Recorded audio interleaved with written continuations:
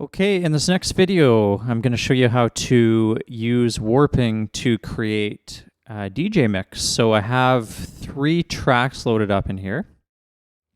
Obviously, a DJ mix probably you would use, you'd probably want at least an hour-long mix. So I would use more than 3 tracks, but just to show you how to do it in Ableton, I will just use 3 tracks as an example. So all my songs are not warped at the moment because I just want to show you how easy it is to start warping. So let's just quickly select track 1, and I'm going to just right-click up here at the start marker, and I'm going to say warp from here straight because electronic music is it's recorded straight. There's not really tempo changes. You might get it in the odd song, but most have been recorded to 1 straight BPM. So it's done that, and let's turn our metronome on and let's hear how we're sounding.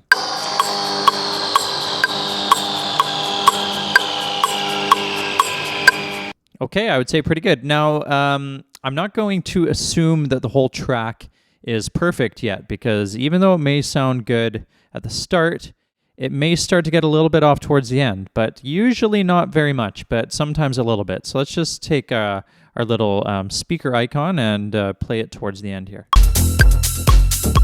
And as you can hear, it is a little bit off, but not much. So we can easily fix that with a little bit of an adjustment.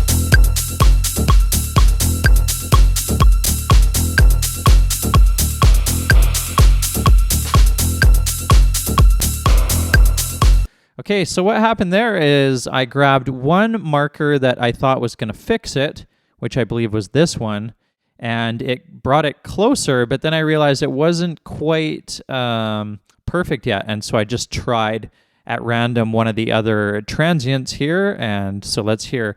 I believe this one won't be quite locked on. Let's hear this.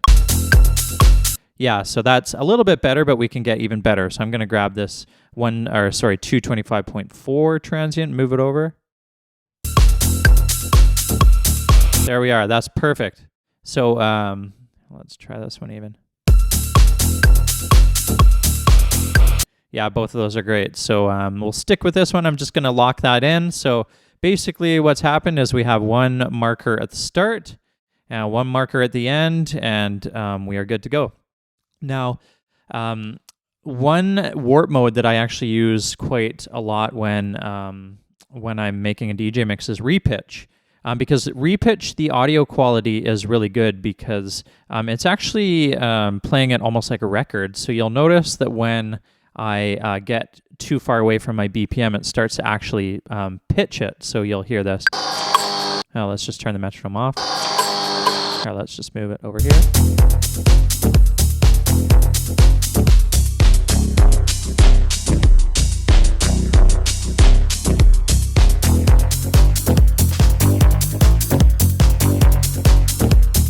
So you'll notice that is quite a lot different from your other modes, like let's say complex. It's going to maintain the pitch. So let's hear that.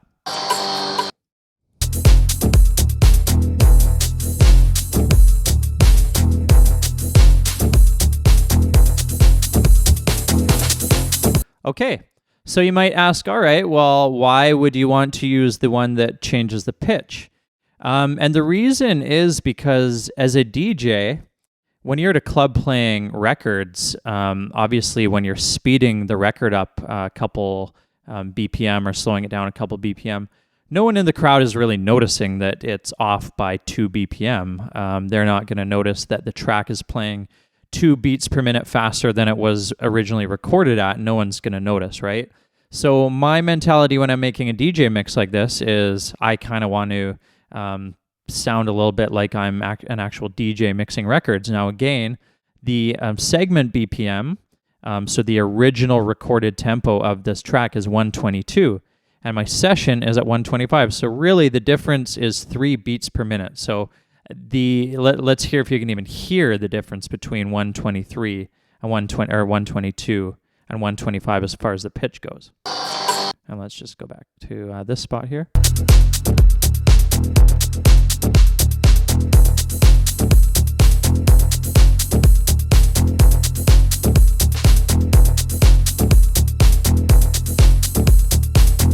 Yeah, so you can hear it a little bit, but again, is anyone going to notice when they're listening to this song that that even makes a difference? Obviously, this is electronic music, so it sounds perfectly fine.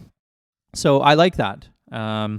So that's what I stick with. But there's nothing wrong if you want to keep everything at the exact same pitch. That's perfectly fine. So in that case, just use Complex or Complex Pro, and you're laughing. So whatever works best for you. I just like to use repitch. So that track's good. Let's go on to our next track. And again, I'm just gonna grab a warp marker, warp from here straight. Let's listen to its. Let's listen to it with the metronome on. Okay, that sounds great. So let's hear it towards the end.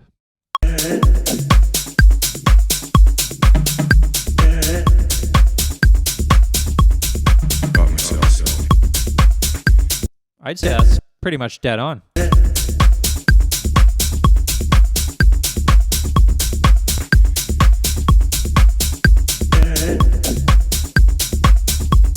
Yep, I don't even think there's a need for a warp marker at the end there, because I think it sounds pretty spot on at the end. So there you go. You didn't even need 2 warp markers there.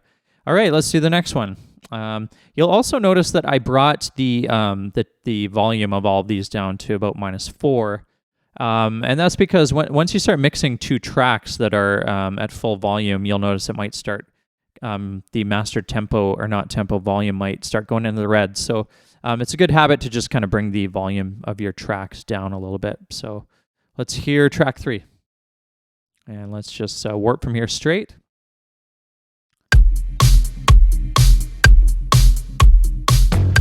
Sounds good. Let's hear it at the end.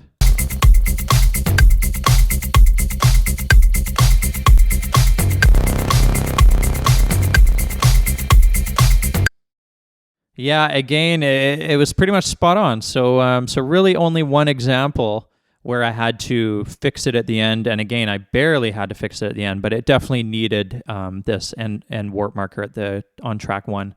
But track 2 and 3 were pretty much spot on. And yeah, let's start mixing these tracks.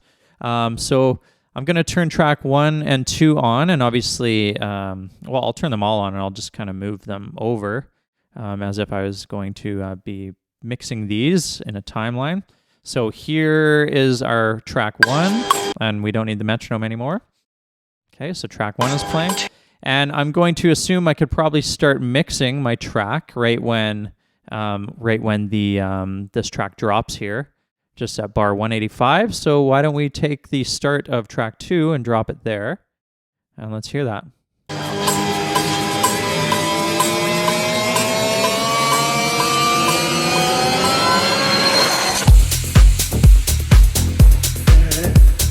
Okay, as you can hear, they're perfectly in time with each other. Now, the one thing as a DJ that you're going to want to do is we're going to want to drop an EQ3, which is a 3-band EQ. I'm going to drop 1 on each track. And what I'm going to do is on track 2, the track I'm bringing in, I'm going to bring the gain of the low all the way to 0. So I'll solo track 2 so you can hear that. So without the EQ, you can clearly hear the low end. But when I put the EQ on, it sounds like this. So that's going to make for a really nice, smooth mix. You probably won't even notice these 2 tracks are mixing, so let's hear this.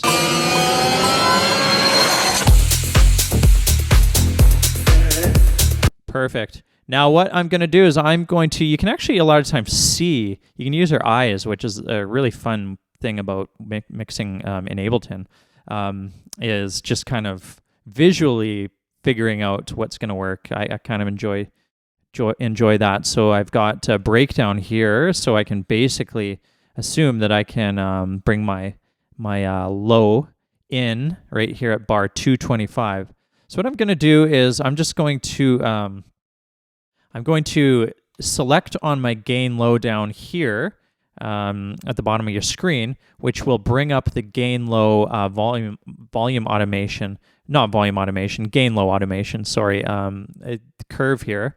And so what I'm going to do is I'm going to use my pencil tool, and I'm going to actually change the grid to be like a 4-bar grid, and you'll see why. So basically what I'm going to do is I'm going to bring the volume up here, not the volume, sorry, it's late here, so my brain's obviously not working 100%. So let's bring the low up here. And what I'm going to do is I'm going to exit the pencil tool, and I'm just going to select one of these nodes here, and you're going to notice it brings the low automation line all the way to the top. So basically it's going to go from 0 up to, from minus infinity dB to 0 dB. So it's going to sound like this.